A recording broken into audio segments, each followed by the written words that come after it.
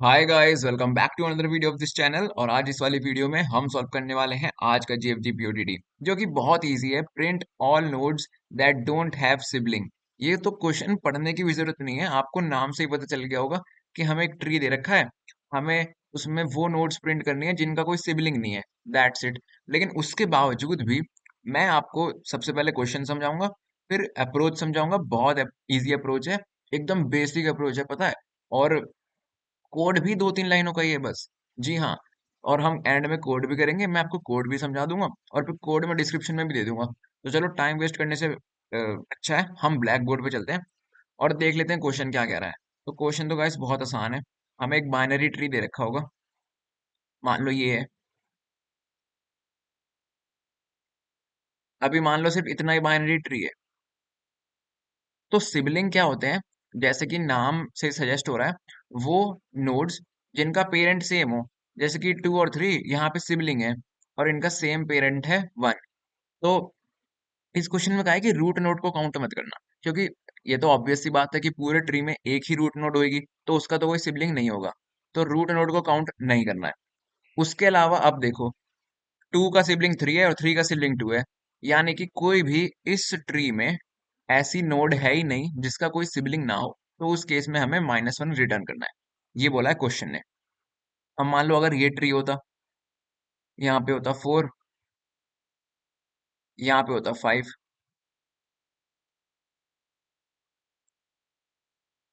अब इस केस में 4 का पेरेंट है 2 और 2 का 4 के अलावा कोई और चाइल्ड है ही नहीं, यानी कि 4 का कोई सिबलिंग है ही नहीं। और यहाँ पे 5 का पेरेंट है 3 और 3 का 5 के अलावा और कोई चाइल्ड है ही नहीं, यानी कि 5 का भी कोई सिबलिंग नहीं है। तो इस केस में आंसर होगा 4 और 5। तो कितना इजी क्वेश्चन है ये, हमें बस वो नोड प्रिंट करनी है जिनका कोई सिबलिंग नहीं है।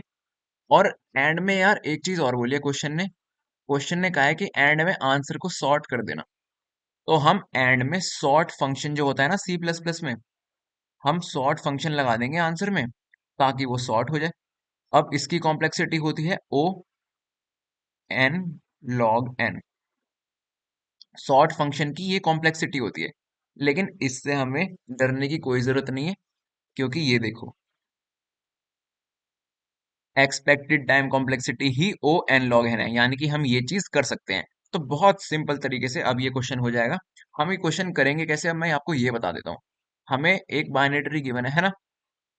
तो अब आप मेरे को एक बात बताओ, कोई नोड का सिबलिंग नहीं होगा तो वो कैसे हमें पता चलेगा। मान लो कोई भी नोड है, उसका कोई लेफ्ट चाइल्ड है और राइट चाइल्ड नहीं है, तभी तो इस लेफ्ट चाइल्ड का कोई सिबलिंग नहीं होगा। सिमिलरली अगर कोई भी नोड है, उसका राइट चाइल्ड तो है लेकिन लेफ्ट चाइल्ड नहीं है, तो उस केस में वो राइट चाइल्ड जो है वो अलोन है, उसका कोई सिबलिंग नहीं है।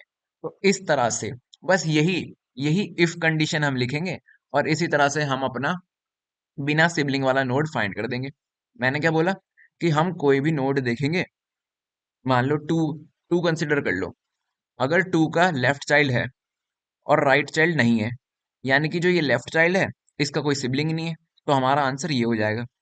अगर 3 है तो इसका राइट चाइल्ड है लेकिन लेफ्ट चाइल्ड कोई है ही नहीं, तो इसका इस केस में 5 जो है, इसका कोई सिबलिंग है ही नहीं, तो इसका आंसर हो जाएगा 5। बस यही चीज हम लिख देंगे इफ कंडीशन में और इसी से ही हमारा आंसर आ जाएगा। That's it. यही रिकर्सिव फंक्शन से हम आंसर को निकाल लेंगे। तो अब कोड पे चलते हैं, जो मैंने बोला है ना मैं वही लिखने वाला हूँ। आओ यार, कोड एडिटर पे चलते हैं और यही चीज जो मैंने बोला है यही लिख देते हैं। हम इसके लिए अपना एक अलग से फंक्शन बना लेते हैं और इस फंक्शन का नाम मैं अपने नाम से रखूंगा, ठीक है। इस बार मेरे एक सब्सक्राइबर ने बहुत बढ़िया बात सजेस्ट की है, ठीक है। तो इस फंक्शन का नाम हम रखते हैं कोड जीनियस। ठीक है, नाम पे फोकस मत करो, ये तो मैंने ऐसे ही रख दिया, ठीक है। हम करने क्या वाले हैं, हम इस फंक्शन में मैं कमेंट करके लिख देता हूँ, जैसा मैंने बोला कि अगर राइट चाइल्ड है, अगर किसी नोड का राइट चाइल्ड है और लेफ्ट चाइल्ड नहीं है, तो उस केस में क्या होगा, जो राइट चाइल्ड है वो अकेला है, यानी कि राइट चाइल्ड अलोन है। और सिमिलरली मैं यहाँ पे कॉपी कर देता हूँ इसे, कंट्रोल सी, कंट्रोल वी। अगर किसी भी नोड का लेफ्ट चाइल्ड है और राइट चाइल्ड नहीं है, तो उस केस में क्या होगा, लेफ्ट चाइल्ड अलोन है। और यही तो हमें चाहिए। तो चलो पहले इस फंक्शन में सबसे पहले हम पास कर देते हैं नोड पॉइंटर एक, पास नहीं मतलब डिक्लेयर कर लेते हैं, और एक वेक्टर डिक्लेयर कर लेते हैं जिसमें हम ये अलोन जो भी नोड्स है ना इनको स्टोर करेंगे। तो वेक्टर इंटीजर टाइप का आंसर नाम से, ठीक है। अब इसकी बेस कंडीशन क्या होगी कि मान लो नोड नल है तो कुछ भी स्टोर मत करो। If node equal equal to null, तो बस ऐसे ही रिटर्न कर दो, दैट्स इट। मैं यहाँ पे इसको थोड़ा और बड़ा कर देता हूँ, ठीक है। ये तो बेस कंडीशन हो गई। अब जो मैंने ऊपर लिखा है ना वही हम चेक करने वाले हैं कि अगर नोड का राइट चाइल्ड है, मैंने ऊपर लिखा है ना कि अगर राइट चाइल्ड है, अगर नोड का राइट चाइल्ड है और नोड का लेफ्ट चाइल्ड नहीं है, तो उस केस में क्या होगा, राइट चाइल्ड अलोन हो जाएगा। और वही तो हमें चाहिए। तो उस केस में यार एक काम करता हूँ, इसे हटाता हूँ। उस केस में हमारा जो आंसर वेक्टर है इसमें पुश बैक कर दो राइट चाइल्ड, क्योंकि राइट चाइल्ड है लेकिन लेफ्ट चाइल्ड नहीं है, तो राइट चाइल्ड ही अलोन है। नोड के राइट में जो डेटा है, राइट चाइल्ड पुश कर दो, दैट्स इट। और सिमिलरली अगेन, अगर नोड का लेफ्ट चाइल्ड है लेकिन नोड का राइट चाइल्ड जो है वो है ही नहीं, तो उस केस में क्या करो, अपने आंसर में पुश बैक कर दो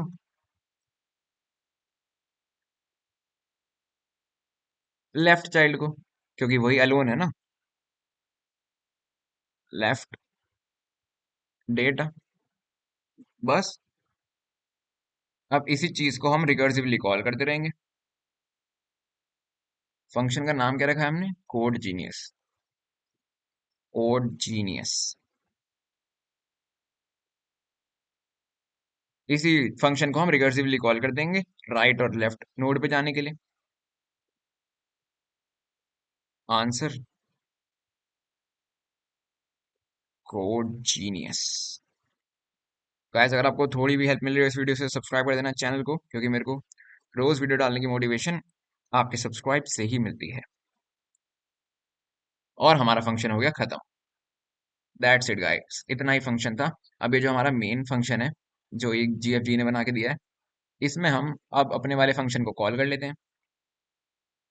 कॉल करने से पहले हमें आंसर वेक्टर भी तो पास करना है ना अपने फंक्शन में, तो एक वेक्टर बना लेते हैं आंसर, एएनएस, ठीक है। अब कोड जीनियस को कॉल कर देते हैं, कोड जीनियस। इसमें नोड पास कर देंगे और आंसर पास कर देंगे वेक्टर। तो अब गाइस देखो, क्वेश्चन में हमें ये चीज गिवन है कि अगर,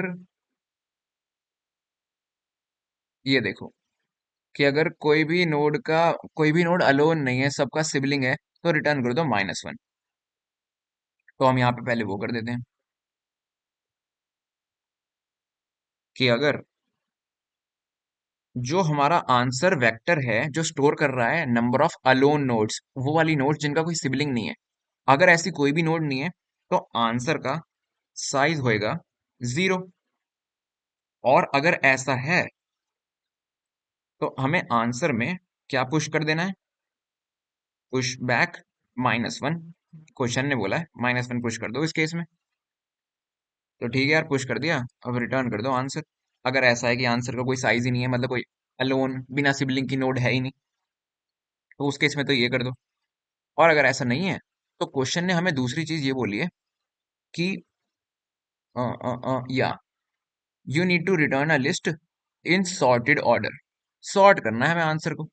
तो चलो सी प्लस प्लस का इनबिल्ट फंक्शन सॉर्ट लगा के हम इसे सॉर्ट कर देते हैं। सॉर्ट। और टाइम कॉम्प्लेक्सिटी का इशू है ही नहीं। O N log N time complexity expected है, यानी कि हमारा काम हो जाएगा answer dot begin, answer dot end. Sort भी हो गया। और कुछ बचा है नहीं, तो रिटर्न कर दो आंसर। That's it guys. एक बार मैं कंपाइल रन करके देख लेता हूँ, कहीं छोटा मोटा एरर ना हो। फिर सबमिट करने से पहले एक बार और बता दूंगा आपको। ओके, कंपाइल हो गया अच्छे से। क्योंकि बहुत आसान कोड था ना। हमने क्या देखा कि अगर हमने फंक्शन बना लिया कोड जीनियस, जिसमें हम ये देख रहे हैं पहले तो अगर नोड नल है तो हम एम्प्टी रिटर्न कर दें, कुछ भी रिटर्न नहीं कर रहे।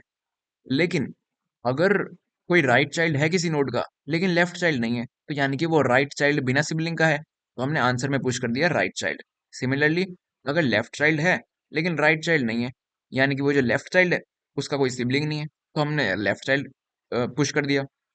ये रिकर्सिवली हमने फंक्शन कॉल कर दिया लेफ्ट और राइट जाने के लिए।